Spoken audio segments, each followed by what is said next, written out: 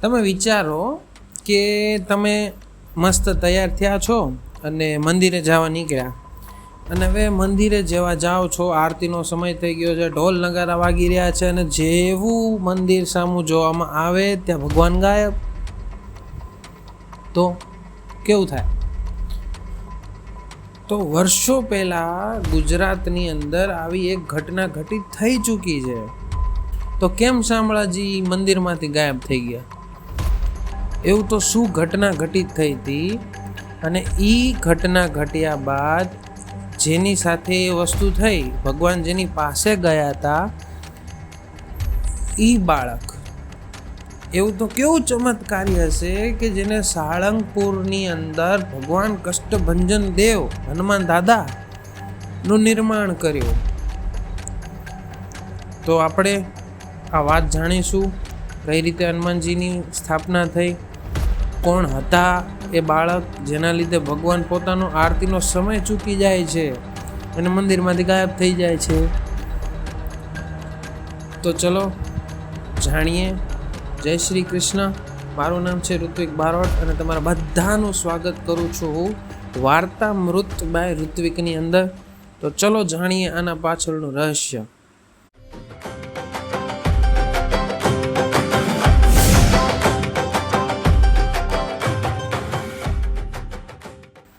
તો વર્ષો પહેલા ઈડરના એક ટોરડા ગામમાં મોતીરામ ઠાકર અને કુશળબા નામના બે પતિ પત્ની રહે છે, અને બંને શામળાજીના પરમ ઉપાસક, પરમ ભક્ત.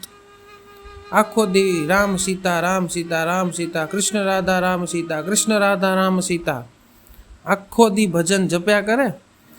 પછી એક એવો સમય આવે છે, એવો ટાઈમ આવે છે કે જ્યારે એમના ઘરે એક બાળકનો જન્મ થાય છે. વર્ષો પછી એક બાળકનો જન્મ થાય છે ટોરડા ગામમાં. તો આખા ગામની અંદર એટલી બધી ખુશાલી ફેલાઈ જાય છે કે ના પૂછો વાત. એટલે એ બાળકનું નામ ખુશાલ રાખવામાં આવે છે. મોતીરામ ઠાકર અને કુશળબાના કોખે ખુશાલનો જન્મ થાય છે. ધીરે ધીરે સમય જાય છે અને વિક્રમ સંવત 1837ના રામનવમીના દિવસે ખુશાલ ગોળનું માટલું લઈને ગોળ વેચવા નીકળે છે રામનવમીના દિવસે. તો ગામના માણસો એને પૂછ્યું કે ભાઈ કેમ ગોળ વેચે છે? તો ખુશાલ કે ખબર નથી, મારા ભગવાનનો જન્મ થઈ ચૂક્યો છે. તો બધા માણસોને એમ કે આજ રામનવમી છે તો રામના જન્મ દિવસે છોકરો ગોળ વેચે છે, પણ ના, એવું નહોતું. જ્યાં આ બાજુ ખુશાલ ગોળ વેચે છે અને ઓલી બાજુ અયોધ્યાપુરી નજીક છપૈયા ધામમાં ભગવાન શ્રી સ્વામિનારાયણનો અવતાર થઈ ચૂક્યો હતો. ભગવાન સ્વામિનારાયણ જન્મી ચૂક્યા હતા ભક્તિમાને કુખે. એના લીધે આ બાજુ ખુશાલ જે છે એ ગોળ વેચે છે. પછી ધીમે ધીમે જે ત્યાં શામળાજીનું મંદિર હતું ગામના પાદરે, શામળાજીને ખબર પડે છે કે મારો સખા ટોરડા ગામની અંદર જન્મ લઈ ચૂક્યો છે.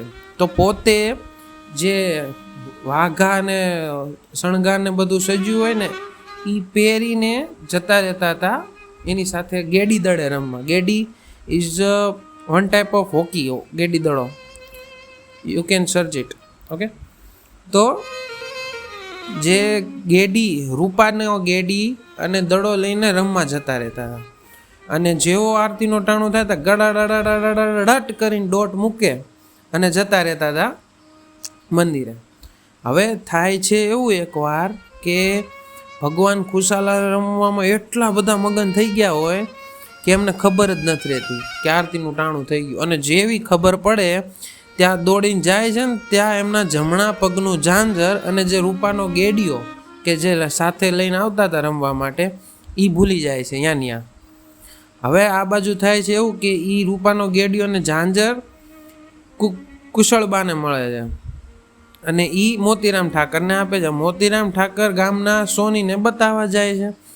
ગામના સોની કે આ તો શામળાજીનો શણગાર છે, તમારા ઉપર આડ આવશે, તમારા ઉપર આરોપ લાગશે, તમે આને સાચવીને રાખજો. અને આ બાજુ પૂજારી ઉપર બધાએ દાગ ધમકી આપી કે ભાઈ તે ચોરી કરી છે. પૂજારીએ અનજળનો ત્યાગ કરી દીધો છે અને ભગવાનની મૂર્તિ સામું બેહી ગયા છે.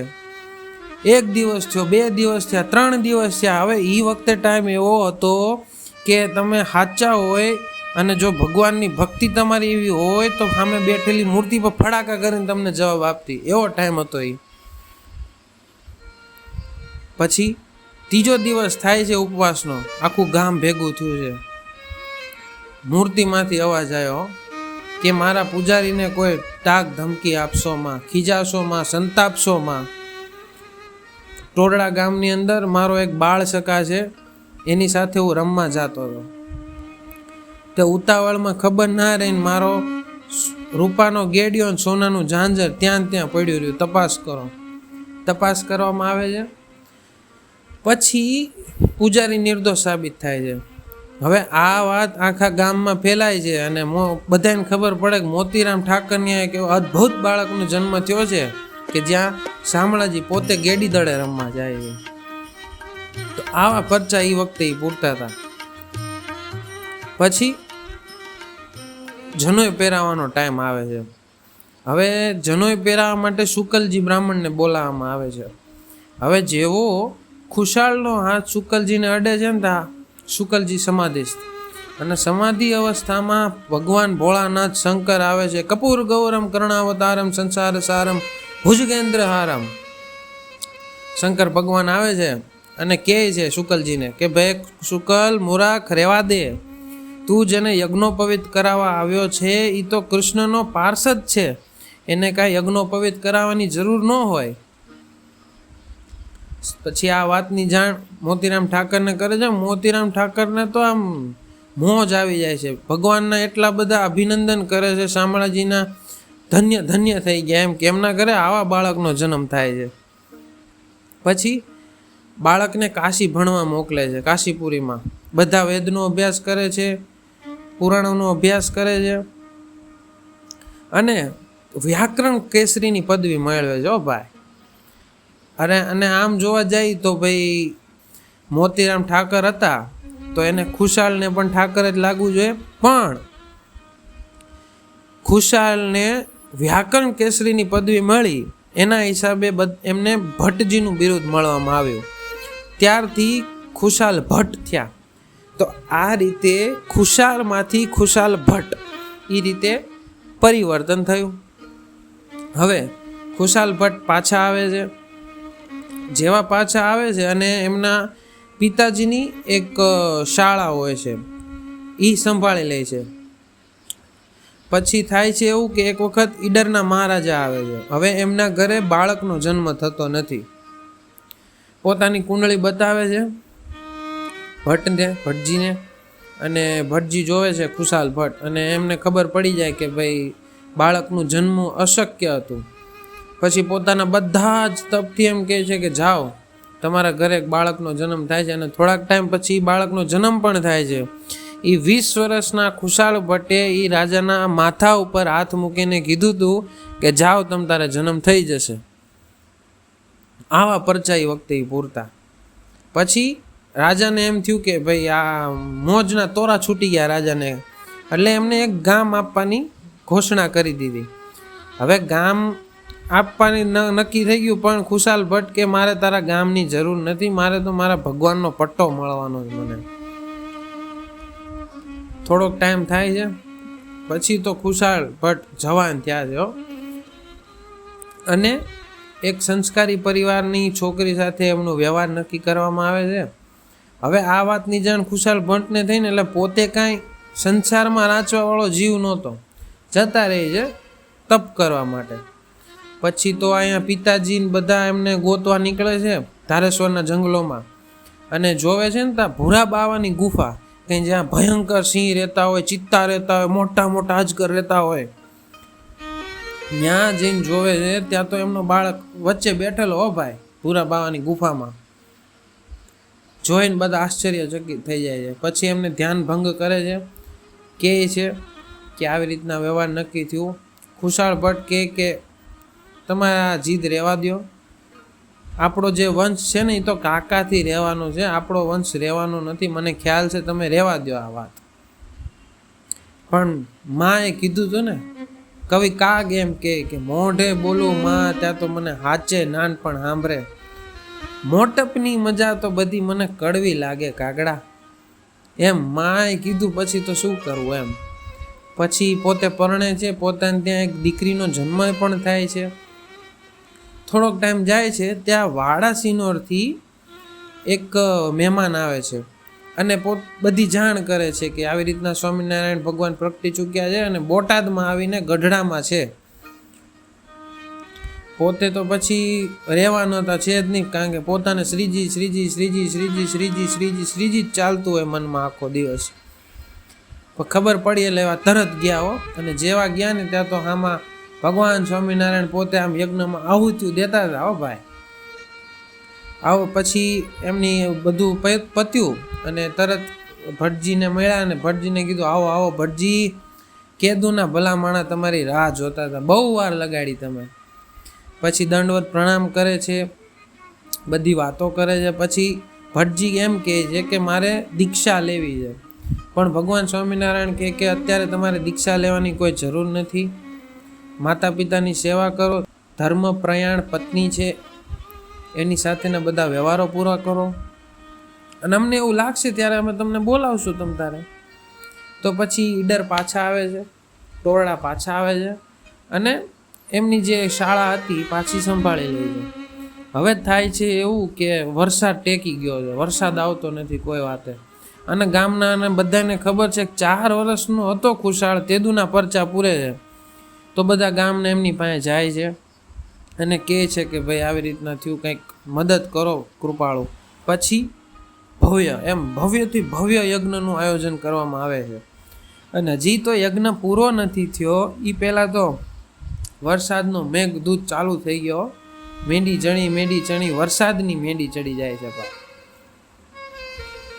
પણ ખુશાલને આવા બધા ચમત્કારોમાં રસ નહોતા. આ બધા તેનાથી થઈ જતા હતા, એના કરવા નહોતા હોતા. પણ મનમાં ખાલી શ્રીજી શ્રીજી શ્રીજી હૃદયના ભાવથી કરો જો હાંકલો તો ઢીંગલું ચિત્રા તરણું ધૂણે. હવે અહીંથી ભગવાનના શ્રીજી શ્રીજી શ્રીજી કરે, ત્યાં શ્રીજી નો સાંભળે તો થઈ પડે ને. પછી ખબર પડી જાય છે શ્રીજીને કે હવે મારે જવું પડશે, હવે મારો ભગત નહીં રહે કે મારા વગર. પોતે બ્રાહ્મણનું રૂપ લીધું છે અને ગામની બહાર એક શંકર ભગવાનનું મંદિર હોય છે, અહીંયા આવીને બેઠા છે. અને અહીંયાથી એક ગામનો પસાર થતો હતો, તેને જઈને કીધું કે ખુશાલ ભટ્ટનો ઓળખો છો ભાઈ? બોલા કે હા. તો એમને જઈને કહેજો ને કે તમે જેની રાહ જોતા હતા ને એ બહાર મંદિરે આવીને બેઠા છે. તો હવે આટલી વાત જ્યાં એમને કીધી ખુશાલ ભટ્ટને, ત્યાં તો આ રોમે રોમે આનંદ આવી ગયો. મારો બાપલિયો આવી ગયો, અક્ષરધામનો અધિપતિ આવી ગયો, 3 લોકનો દેવ આવી ગયો છે. દોટ મૂક્યો ભાઈ. પછી જૈન તરત મળે છે એમને. બ્રાહ્મણ પોતે ભગવાન સ્વામિનારાયણ જ હતા, બ્રાહ્મણનું રૂપ લઈને આવ્યા હતા. એમને જાણ કરી કે ભાઈ આવી રીતે છે, તમને તેડાવ્યા છે, તમારી પત્નીની તમારા માતા પિતાની રજા લઈને તમે ચાલો.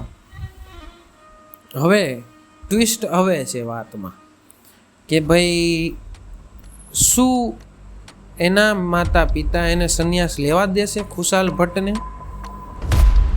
અને જો એ લેવા દેશે તો પત્ની પણ એમને સંન્યાસ લેવા દેશે ખરી? અને સંન્યાસ લઈ લીધું તો એવા તો એ કેવા ચમત્કાર કરશે કે સાળંગપુરમાં હનુમાનજી દાદાનું એવું નિર્માણ કરવાના હતા એ કે બધું કહી દઈશું તમને, તો તમે બીજો ભાગ તો જોશો નહીં. તો હવે આપણે બીજા ભાગ માટે મળીશું જલ્દીથી. ત્યાં સુધી બધાને મારા જય શ્રી કૃષ્ણ. આમને મારો સાથ આપતા રહેજો. ચેનલમાં તમે જો પહેલી વાર વિડીયો જોયો હોય તો સબસ્ક્રાઈબ કરજો. અને હા, કોમેન્ટમાં જય કષ્ટભંજન દેવ લખવાનું ભૂલતા નહીં. આપણે આગળ જરૂર જાણશું કે ભગવાન કષ્ટભંજનનું કઈ રીતે નિર્માણ થાય છે. ત્યાં સુધી બધાને મારા જય શ્રી કૃષ્ણ.